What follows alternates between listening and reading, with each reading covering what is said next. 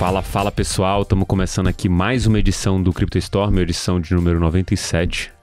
Dessa vez a gente vem com uma pauta aqui não tão formal, mas foi uma dúvida aqui que eu levantei com os meus co-hosts aqui. Do meu lado direito eu tô com o Luca. E aí, Luca, beleza? Salve, edição 97, o melhor ano da década de 90, não, Walter? É isso aí, nascemos em 97 Babies. Boa. E o Walter que tá aqui na minha frente. E Walter já deu alô aí, mas dá de novo, pessoal. E aí, galera, tudo bem? Transições de gerações, né? 97 eu aqui já até careca de breve. O ouvinte aí, o Vitor Perim aqui, fez uma promessa e ficou careca. Ele é o primeiro careca da turma aqui. Mas eu sou 93 também, 93, não é tão velho. Né? Eu sou 91, assim, realmente todo mundo de 90. Mas vamos lá.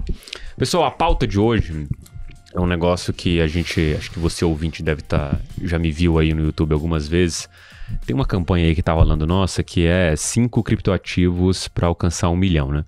E discutindo aqui com o pessoal aqui da minha equipe, fazendo conta simples, né? A ideia ali do projeto é você investir R$500 em cada uma, para a gente sair de R$2.500 e chegar a 1 milhão, na média, as recomendações têm que dar 400 vezes, né? E aí, perguntando aqui para os três, só eu tenho fé nesse número de 400 vezes, então eu trouxe aqui a discussão para a mesa, né? Para entender se é possível ou não é... Não estou nem falando que os ativos em si, de fato, vão entregar isso, não estou prometendo nada, mas estou pensando da possibilidade de existir, a partir desse ponto, um ativo que consiga chegar a essa multiplicação de 400 vezes no longo prazo. Vitor, o que você acha? Eu acho possível, mas pouco provável. E não que o mercado não entregue isso, né? Mas principalmente porque é difícil você se manter numa posição dessa, né? Por exemplo, a gente tem um exemplo dentro de casa de uma multiplicação expressiva esse ano, né? Então, estamos falando aí de 8 meses. Que é o Axie Infinity, multiplicou por 150 vezes aproximadamente. Isso.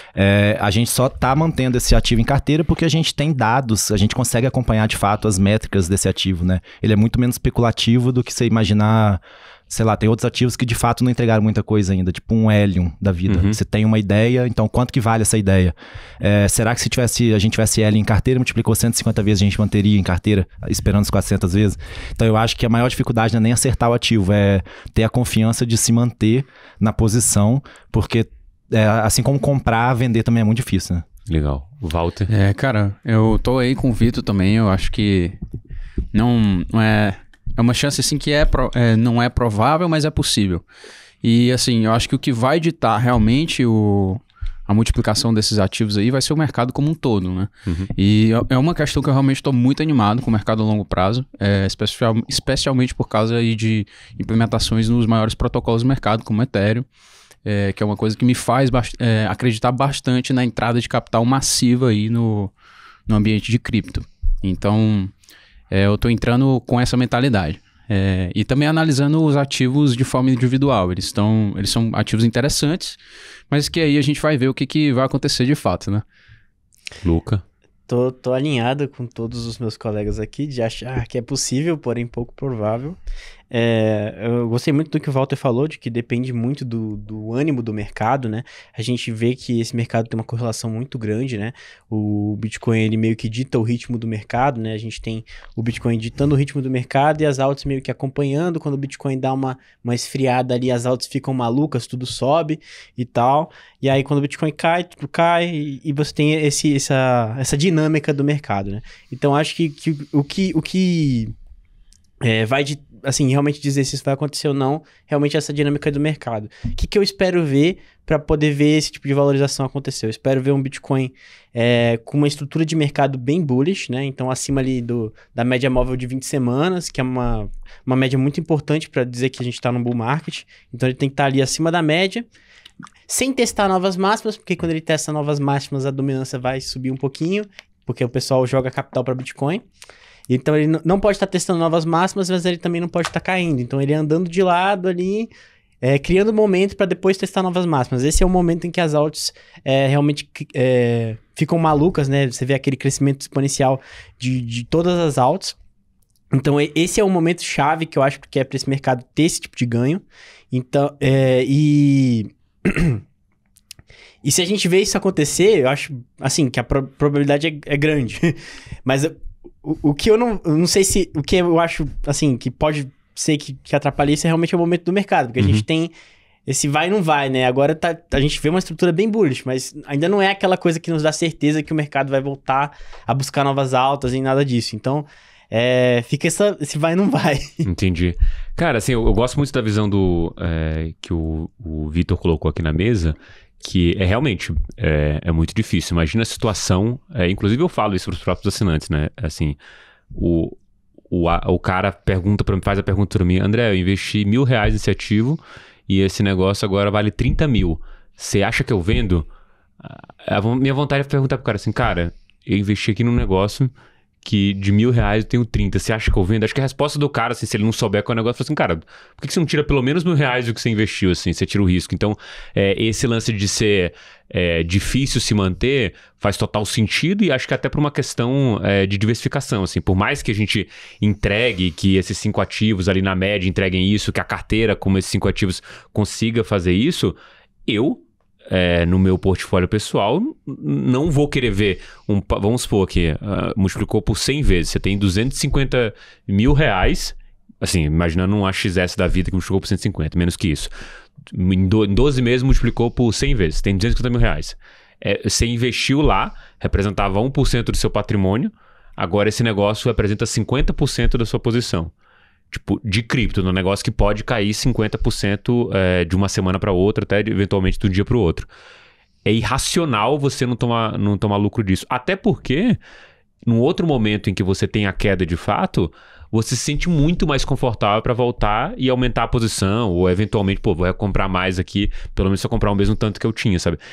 O mercado te dá essas oportunidades de você fazer, tanto de você vender, quanto de você comprar. E aí não tem uma percepção minha do tipo, vamos vender no máximo e comprar no mínimo. Assim, não existe essa possibilidade de você acertar topos e fundos, né? Então, é muito mais vender quando você tomar uma decisão, quando você entregou algum multiplicador naquela sua posição. E isso para mim é muito claro, né? Assim, para mim são alguns corolários na minha cabeça, as premissas que me levam a crer que existe essa oportunidade de 400 vezes em alguns ativos nesse mercado. De novo, não estou dizendo que estou prometendo isso, mas acho que existe a possibilidade, escolhendo bons ativos, talvez você consiga encontrar isso. Que é o quê? A gente está no mercado de $2 trilhões. Minha visão, alinhada aí com a percepção do Caio Samani da Multicoin Capital, é que possivelmente, se a gente tiver um mercado grande o suficiente, viramos mainstream, virou status quo, todo mundo usando, esse mercado pode facilmente valer $100 trilhões. Se esse mercado vale $100 trilhões, desse momento, do preço do Bitcoin do preço do Ethereum, do preço de todos os concorrentes, do preço de vários tokens, até lá o mercado inteiro vai crescer 8 vezes. Desculpa, vai crescer 50 vezes. Uhum. De 50 para 400 vezes são 8 vezes mais. Então, assim, na minha percepção e pensar em que alguns ativos ou uma parcela do mercado ou alguns ativos mesmo possam crescer até 8 vezes mais que o mercado, para mim é totalmente plausível. Se você avaliar as bolsas do mundo todo no período em que ela está crescendo, tem uma ou outra coisa que se destaca mais que o normal e cresce nessa proporção. Então, com esses corolários, eu acho possível. Não sei se, óbvio, a gente está acertando em escolher os 5 ativos que vão, ou pelo menos tem um lá que possa entregar esse resultado, mas para mim parece plausível isso, sim. O que eu acho, a maior dificuldade era encontrar o dever de casa que a gente fez, né, de selecionar esses 5 ativos. Eu acho que se torna mais provável chegar nesse negócio se a gente conseguir escolher um ativo que sobreviva até o próximo ciclo, né? Então, assim, não entregue 400 vezes esse ano, possivelmente aí a gente passa por um período de baixa e no próximo período a gente vai ter aquele ativo em carteira e é ali que a gente vai colher os grandes ganhos, né?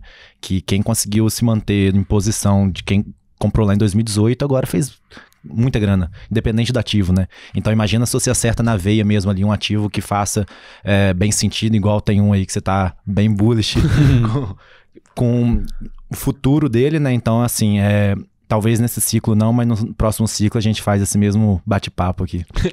E assim, por exemplo, no caso do só para complementar, né? No caso do AXS, a gente tá falando agora de um mercado de mais ou menos 4 bi. Tipo, se esse negócio multiplica mais 4 vezes, que seria 16 bi pro tamanho que ele tá agora, da nossa recomendação vira 600 vezes. Tipo assim, de novo, se a gente tiver certo na tese de que o mercado ele vai subir, a gente vai testar pelo menos a minha visão, assim, que a gente vai testar novas máximas ainda em 2021, não acho difícil esse negócio acontecer. De forma alguma. É o Bitcoin 16 dobrar. bi hoje ele ficaria o quê? No top 20 ali. Top 20, eu acho, né? Top 15, nem, talvez. Nem top 10 ele tá dentro, né? Nem seria. Pois é, e aí se a gente... Uma continuidade dessa máxima...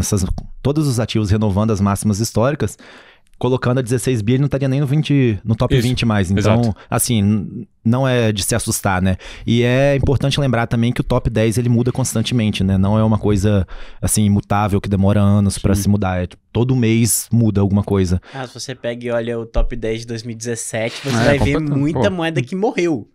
Morreu. Não existe mais aquelas moedas. Então, no top 10, no pico do ciclo de 2017. Como tem muita coisa ali que sumiu. Sim. Como o André tava falando, o S&P ele muda aí a cada 15, 20 anos, né? Pô, não imagina no mercado que tá nascendo, né? Tá se desenvolvendo ainda. O que eu acho mais bizarro, uma vez quando eu fui na Consensus, lá em Nova York, teve uma pergunta na mesa, em que o cara perguntou assim, vocês acham que algum ativo aqui que ainda nem existe daqui... Vai ter um ativo no top 5 que ainda nem existe ainda daqui a 5 anos? Tipo, tinham 4 pessoas... Tinha o cara que tava perguntando e 4 pessoas na mesa redonda. Os 4 falaram que não. E eu só pensando comigo assim, cara, vocês estão em que mundo, né? Porque aonde que você acha que toda inovação desse mercado que surgiu nos últimos, sei lá, naquela época, uns 10, sei lá, 8 anos atrás... não vai ser superada pela próxima tecnologia que surgir dali a 5 anos, né? E eu acho isso uma miopia absurda. Inclusive, se eu tivesse que arriscar mais um pouco, eu falaria, cara, talvez o ativo que possa fazer 1000 vezes daqui pra frente, ele nem foi criado ainda. Porque a possibilidade que você tem de um cara tá lá pensando na ideia... Na verdade, essa é a probabilidade maior, né? Exato. Esse ativo não ter sido criado ainda. A probabilidade maior é essa. Exato. E aí, quando eu olho até o Vitalik tem uma declaração que ele fez em 2018, acho, no final de 2017, que ele falou assim, olha, os ganhos de 1000 vezes já ficaram pra trás, a gente não vai ter isso daqui pra frente. Eu lembro que naquela época eu falei assim, cara, isso faz zero sentido. Tipo, zero. Sentido. Primeiro porque você não... aquele corolário matemático de novo, né? Tipo, do negócio do 0 pro 1, o ganho dele é infinito, assim. Então, assim, se você tirar isso da conta que não tem um retorno de 1000 vezes para ser feito ainda, você tá tirando da conta que o processo inovativo nesses próximos anos não vai acontecer. Tipo, não vai ter um empreendedor que vai ter uma puta ideia, vai criar um token lá, vai criar um outro mecanismo de consenso, um mecanismo de recompensa mais apurado e entregar. Tipo assim, não vai existir uma outra vertente que não seja aquelas que a gente já tem, de tipo finanças descentralizadas, Web3, o NFT. Acho muito difícil que isso não aconteça. Esqueceram de avisar pro Vitalik que iam desenvolver no Ethereum, né? Esqueceram de avisar pra ele, porque o que tem de protocolo DeFi aí que entrega esse tipo de ganho é uma coisa grande, assim, não é uma coisa pequena, não. Mas, obviamente, são protocolos micro, né? Muito mais micro do que tudo, assim. Nem listado no CoinGecko o negócio é. Mas o que acontece, acontece. Exato. E, assim, pra vocês, e aí só falando um pouco das oportunidades, a gente teve finanças descentralizadas ali já com um negócio minimamente estabelecido, né? A gente, sei lá, já tem fundo de DeFi, tem gente que tá fazendo ETF, a Bitwise abraçou esse negócio também. Mas aí a gente teve também a febre de NFT, sei lá, em 2017 com CryptoKitties, agora um pouco mais recente no final do ano passado, começo desse ano, e agora de novo, né? Tem alguma dessas vertentes aí que vocês olham que como vertente vocês acham que pode entregar mais ganhos ainda, assim, especificamente, separando todas as vertentes do mercado cripto, tem alguma delas que vocês gostam mais, não gostar só, mas assim, de potencial de ganho, de fato? Eu acho que o que tá na mesa agora é jogo ainda, NFT. Tá sendo entregue, porque o que tá sendo entregue atualmente ainda são jogos que, na minha opinião, são simples. A gente não tem nem nada perto de um FIFA ou um GTA sendo entregue, sabe, em complexidade de desenvolvimento. O Axie Infinity é um jogo bem acabado, mas querendo ou não, é um jogo simples. Tem muita coisa ainda para ser entregue, né? Então, e já teve essa multiplicação toda, né? Então, imagina quando começar a pipocar os grandes jogos mesmo, né? As grandes empresas perceberem isso, porque eu não sei, eu não conhecia a Mavis antes do Axie Infinity. Tem algum histórico de jogo? Pois é, então imagina quando entrar uma EA no negócio, entendeu? Então eu acho que essa vertente ainda vai fazer muita gente rica. Eu acho que isso é até uma coisa pro próximo ciclo, se pá. Porque o desenvolvimento do jogo é sempre uma coisa demorada, né? Você tem todo um período, né? Geralmente um jogo demora entre 4 e 5 anos pra ser produzido. Desse nível, né? Tipo, um nível Então, jogo... desse nível. É AAA que eles falam. É AAA. Se não for um FIFA, que é a mesma coisa todo o tempo, eles estão vendendo a mesma coisa já faz desde 2018. Então. Esses jogos AAA, eles têm um tempo de desenvolvimento muito grande, né? Então, de repente, é uma coisa pro próximo ciclo de se pensar desse capital de empresas grandes de game entrar nesse nicho, né? Ou começar a acontecer o que foi com aquele jogo que eu mandei hoje, vocês lembram o nome? Atlas... Não, Atlas não. O Atlas é o da Solana, é o Mir 4, É, né? um de Mira. RPG, Eu baixei. de mundo É aberto. Mir 4. Cara, é um Mir jogo 4. excelente, assim, em questões gráficas, porque ele foi simplesmente adaptado pra tecnologia blockchain. Então, tipo assim, pegaram um jogo pronto e adaptaram. Antes ele tipo várias skins, itens. No jogo eles simplesmente transformaram tudo em NFT, criaram um token ali, fizeram um token econômico que eu ainda não me aprofundei para saber se vale a pena. Então, de repente, a gente pode ter uma aceleração aí no desenvolvimento de jogos mais bem desenvolvidos simplesmente com essa adaptação, né? Então, coloca um blockchain ali a mais no jogo e... assim, vai acelerar, mas de fato o grande jogo ainda tá sendo desenvolvido do zero, né? É porque eu acho que esse que é o viés interessante. Talvez a gente ache tão disruptivo esse negócio de ter NFT e tudo mais, mas ainda falta talvez uma simbiose mais clara, assim, ou mais conectado ainda. Sei lá, tem um jogo lá, não sei se vocês viram, um jogo que usa os Zeikai Snarks lá pra procurar, como se fosse um universo em que você usa uma tecnologia pra esconder umas coisas e de fato você consegue esconder dentro do blockchain aquilo por causa da tecnologia de privacidade. E isso pra mim parece muito assim, putz, é um negócio simbiótico dentro que usa a potencialidade do blockchain e dessa tecnologia. Só que, cara, pra entender esse negócio, esquece, assim. Tipo, você não vai explicar pro João mediano aí o que significa isso, né? Não é da noite pro dia. O cara, ele realmente tem que... Se ele quiser entender a fundo, ele tem que estudar. Se tinha perguntado aí, tipo, potencial de ganhos em alguma outra área, o jogo, eu realmente acho que é a parada que chegou agora pro pessoal que tá na mesa, que tá na frente do pessoal jovem, e que é fácil da pessoa interagir, é fácil dela participar do blockchain. É fácil de entender, né? Você não precisa explicar muito... você não precisa estar entendendo que é diabo blockchain pro cara. ZK Snarks, tá entendendo? Você não precisa disso. Entra lá e joga. Você se diverte. Então, aquilo ali já vira parte da economia de mercado, de um negócio mesmo que tá rodando. A gente viu isso acontecer com o Axie Infinity, né? Teve muita gente que começou a jogar, não sabia mais nem... 50% nunca tinha tido uma experiência com cripto antes. E a questão dos jogos também, que são tantos fatores positivos, né? Primeiro que também é um público que já tá mais propenso a utilizar coisas novas, né? É um público novo, é um público que gosta desse tipo de coisa. Você chegar pra um gamer lá e falar que tem uma coisa nova pra ele, o olhinho chega a brilhar, sabe? Que é tudo que ele quer. Então, e aí E a frase que André, você comenta e que um amigo meu soltou hoje foi exatamente, quando eu mostrei esse jogo de RPG ali, ele falou assim, cara, eu pagava pra jogar isso, agora vão me pagar, óbvio que eu vou jogar, tá vendo? E é isso, estão lá, cracando lá. Os caras viraram à noite, o jogo lançou meia-noite, eu acordei e os caras estavam jogando. Aí só já tô nível tanto. O Mir? Aham. Cara, eu acho que isso aí é o principal para fazer as pessoas começarem a se interessar a começar a estudar um negócio a fundo. Tipo, quando eu comecei a entender ali mais ou menos de blockchain, eu já fui para um lado mais técnico. Então, do começo, assim, eu tive uma coisa que meio que me afastou, que era essa parada mais tecnológica. Depois eu fui insistindo e tal, e fui curtindo mais, entendendo quais eram as possibilidades. E eu acho que justamente essa parada de se ter esse ambiente de jogo formado, as pessoas entrando, vai justamente começar a fortalecer outros tipos de projeto, como por exemplo o Web3. Cara, eu gosto muito dessa área, eu acho que é o futuro da internet. Então, tipo, os ganhos talvez não apareçam assim tão cedo quanto os jogos estão aparecendo agora, mas eu acho que é o futuro. Esse mundo de cross-chain, O que eu tô vendo também surgir são plataformas, né? É Vax que surgiu de jogo? É, o Wax. Aí começa a surgir NFT dentro daquele jogo. E da partir de todos os jogos que foram criados dentro daquela plataforma, você consegue usar o seu NFT, sabe? Então imagina que eu pague caro numa arma pra jogar CS dentro da Vax. E daqui a um tempo surge outro jogo de tiro, cara, eu posso usar a mesma arma, sabe? Sim. Mas aí vai ser obrigatório você fazer isso, tipo, não, usar Não, essa tipo opcionalidade de você ter um NFT e você consegue usar em multi-jogos. O desenvolvedor, ele tem a opcionalidade de usar um NFT que já esteja pronto. Exatamente, Sim, porque é composabilidade da blockchain, né? Isso, então eu você acho consegue usar os itens de um jogo, isso ainda é mal explorado, eu acho. Mas isso é na rede do Ethereum? Não, tá surgindo.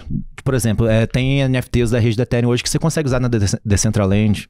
Não, eu acho que esse que é o ponto, assim. Esse que é o principal, porque você traz É o que é o ponto, assim. As pessoas vão investir mais dinheiro, vão ter menos medo de... Pô, eu não gastaria dinheiro no CS pra comprar uma arma, mas imagina que eu fosse um aficionado por jogos e pudesse comprar uma arma que eu pudesse usar em todos os jogos, entendeu? Então eu acho que de repente vão surgir plataformas igual existe hoje, PlayStation e como que é o nome? Xbox, né? O outro. Xbox. Então, tipo assim, talvez seus NFTs você consiga usar em um ou outro, mas tá indo ainda meio pra esse lado. Exato. A Engine tem um marketplace deles, né? E eles têm aquela meio que plataforma pra você lançar jogos em cima. Pô, lá tem muito jogo que é assim, que você pode usar NFT de um jogo em outro jogo e tal. Eles exploram essa composabilidade que você tem na blockchain, né? Então, de repente você compra um personagem, você compra, pô, esse CryptoPunk que tá custando milhões, aí você põe a carinha do seu CryptoPunks lá e, tipo, cara, não tem como você falsificar aquilo, sabe? Então, é a forma que quem comprou isso tá querendo mostrar de alguma forma, sabe? Seja um avatar numa rede social, e eu acho que num jogo você consegue agregar ainda mais valor pra um NFT. Porque tá claro que o cara é dono daquilo, Exatamente. Aquele que eu cheguei a mostrar pra vocês, que é como se fosse um RuneScape. Lá tem essa opção de você poder montar uma galeria, e nessa galeria você consegue colocar seus NFTs que você tem na sua carteira. Então, se eu tiver um CryptoPunk, eu posso colocar lá pra todo mundo do jogo ver que eu tenho um CryptoPunk, tá ligado? Essa composabilidade é bem interessante mesmo. É uma coisa que eu acho que pode ser mais explorada por desenvolvedor de jogo. E esse negócio do CryptoPunks, eu vi uma notícia hoje interessante que é a ostentação atual não é mais Lamborghini, né? Porque o cripto tinha aquele negócio de Lamborghini. Agora é CryptoPunk, é NFT, cara. Pô, gastei 150 milhões aqui numa pedra. Sei lá, não foi 150 milhões. Mas quanto que foi? Não foi 150 milhões? Foi mais, eu acho. Foi. Os caras pagaram uma pedra, velho, um NFT. Cara, CryptoPunks pra mim já não entrava na minha cabeça pagar na pedra, mano. Não, mas alguém comentou assim, falou assim, cara, o cara tá em casa. Nos Estados Unidos ele não pode mais sair agora de novo, né? Tem que usar máscara se for sair. Onde que ele vai gastar os milhões que ele fez com cripto? Nessas besteiras aí, velho. Não, e se pegou o negócio, não é Lambo, agora é CryptoPunks, mano, já era. Tipo, o ethos, a ideia do meme, das coisas, assim, essa comunidade, ela gira em torno de algumas coisas, assim, se os caras... O que era a piada lá? Tipo assim, o pessoal não queria Ferrari porque Ferrari é muito Fiat, né? Foi muito moeda do Ceará, trocadilho lá deles. Não, é Lambo, né? Aí o Huan Moon e o Huan Lambo. E agora, se for no CryptoPunks, acabou, velho. O dinheiro vai voltar pra esse negócio lá dentro e aí pronto, assim, vai acontecer o que aconteceu com o CryptoPunks, o cara limou as coisas mais baratas lá, todo mundo entendeu que aquilo tinha um preço, um valor histórico e começou a comprar, né? O negócio só sobe desde então. E isso é importante pro mundo de cripto mesmo. Hoje eu tava lendo o newsletter do Bankless, ele tava falando justamente disso, da importância que você tem do meme para criar uma comunidade ao redor de um projeto de criptomoeda. Então, o que eles estavam falando lá, basicamente, eles compararam com isso do Bitcoin, né? Você tem a tecnologia, que é a blockchain, no caso do Bitcoin, né? Você tem o price action, que acontece quando você começa a atrair gente pra essa coisa, e você tem os memes, que é o negócio do HODL, do Wen Lambo e tudo mais. E aí você tem essas três coisas se comunicando entre si, porque com o meme você causa price action, e com price action você causa a adoção da tecnologia. E isso roda pra várias coisas, e ele mostra como isso como você consegue ver isso no Ethereum, como você consegue ver isso na Olympus DAO, que é um exemplo mais novo. Acho que dá pra fazer um podcast sobre isso, tá? Porque eu tava vendo justamente hoje como que essas plataformas, por que eles estão lançando tanto NFT, né? Por exemplo, a Solana lançou os próprios NFTs deles lá e tá bombando. Cara, você atrai pessoas que eles entram lá só pra comprar esse NFT, mas ela já fez a bridge, ela teve a primeira experiência ali com aquela blockchain. A galera a Solana é muito rápida, muito barato. Você tem um negócio instantâneo, você dá aquele clique, tipo assim, cara, já tô aqui dentro, sabe? É um usuário a mais, sabe? Então, o meme faz parte, de fato, não é só uma piada, sabe? A gente bate muito nessa tecla, mas é assim, eu não compraria Dogecoin, mas eu sei a importância da Dogecoin pro ecossistema cripto, assim, querendo ou não, prejudica muita gente perde dinheiro, mas assim, perderia de outra forma se não fosse por Dogecoin. Mas tem sim a sua importância de trazer esse fluxo, porque algumas grandes coisas começam com brincadeira e a gente nem percebe, né? O lance da Dogecoin, eu lembro muito, discutindo depois aquele hype que deu, o Mark Cuban falando assim, não quero, nem compro, não tem isso aí, mas tem tanta gente que ganhou dinheiro com esse negócio que ele pensou assim, se eu oferecer aqui e vender alguns produtos do Mavericks fazendo essa troca, né, tipo, ele não fica com a Doge, né, se alguém deposita lá, e ele recebe um fiduciário porque ele vendeu numa exchange mesmo, mas alguém faz intermediação para ele.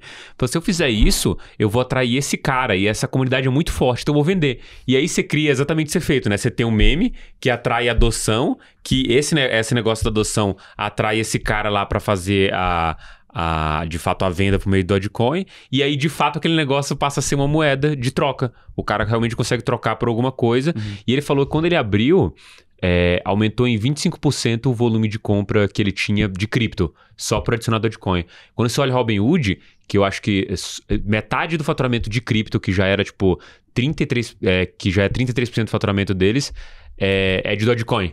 Tipo, de negociação de Dogecoin. E aí, pô, se tem negociado, o cara aceita e vai rodando esse negócio, fala assim, pô, então virou de fato momentaneamente, naquele espaço de tempo, uma moeda. A tecnologia de transmissão de valor. Exato. Tipo, você pode usar dessa forma tranquilamente. Dá tempo de adicionar um meme nos 5 ativos? Memecoin é uma boa, cara. Memecoin é uma boa. Não, o mais bizarro é que, assim... virtualmente parece ter uma tese por trás disso, assim, por mais que pareça uma brincadeira, se você tem esse efeito de rede, é bizarro, né? Mas assim, tipo, tem espaço. Não, com certeza. O problema é que eu acho, assim, eu não conseguiria valorar do mesmo jeito que eu não consigo valorar quanto que custa uma pedra em NFT. Então, assim, tem gente que vai ganhar dinheiro com isso, mas...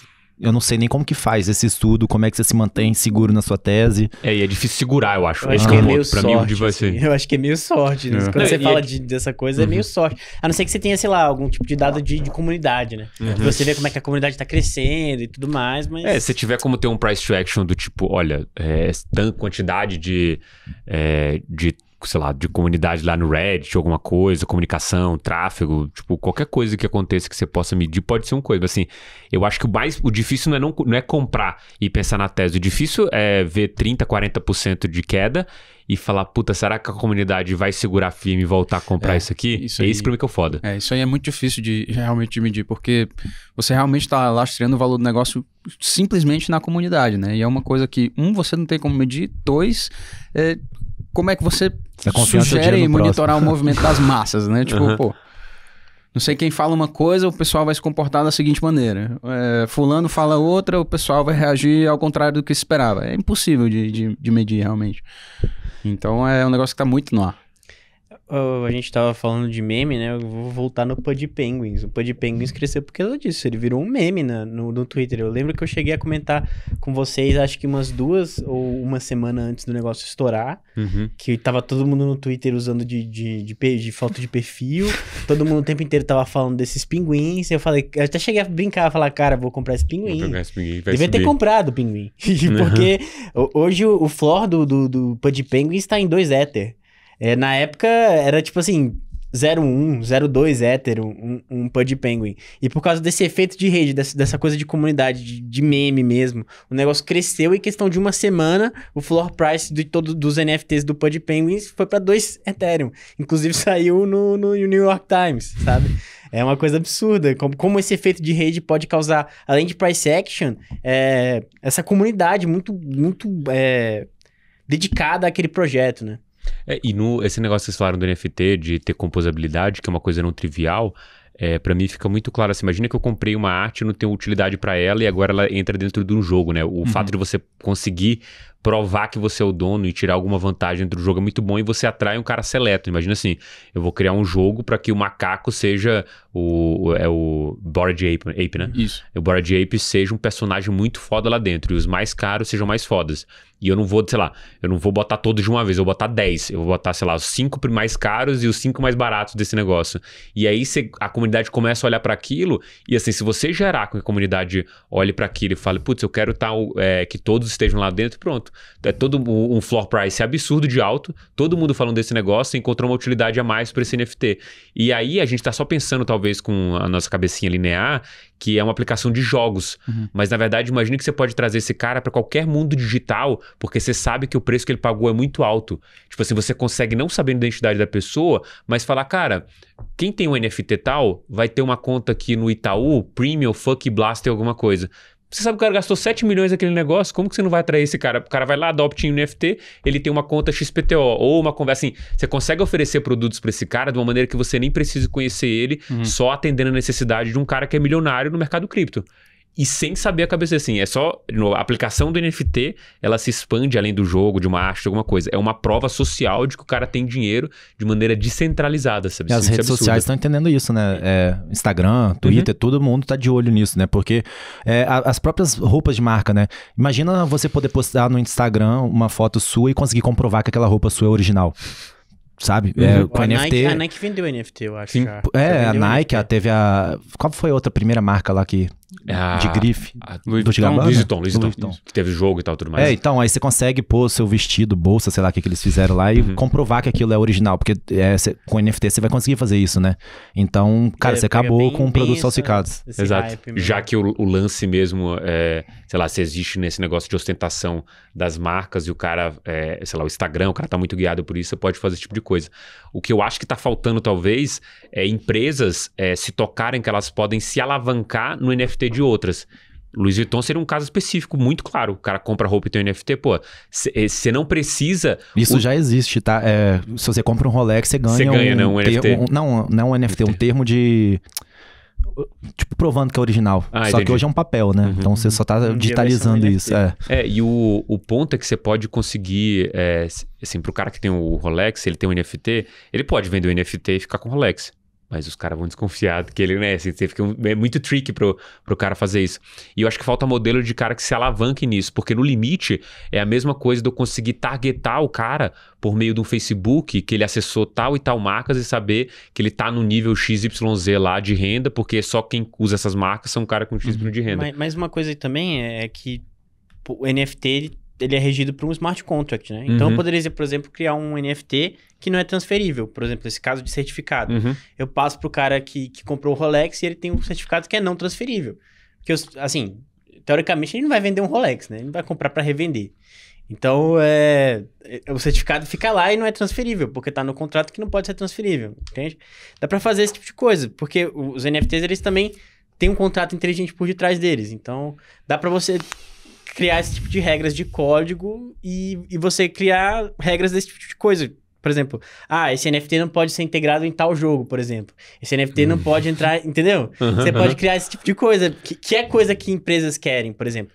Vamos supor que eu lanço o meu NFT e eu sou uma marca grande, sei lá, sou uma Ubisoft da vida, eu tô lançando a minha coleção de NFTs do Assassin's Creed. Só que aí tem um game dev um pouco ali... oportunista, e ele vai e lança um jogo que tem compatibilidade com meus NFTs e você pode usar os personagens dentro do jogo dele. A Ubisoft não vai querer isso, porque ela quer controle sobre a marca do Assassin's Creed, então ela pode implementar essas regras de código, tipo, não, naquele jogo você não pode usar esse NFT e tal. Eu acho legal a ideia pro ponto de vista da marca, mas assim, acho em algum momento, se caminharmos para um negócio assim, vai parecer meio uma puta burrice pros caras, porque...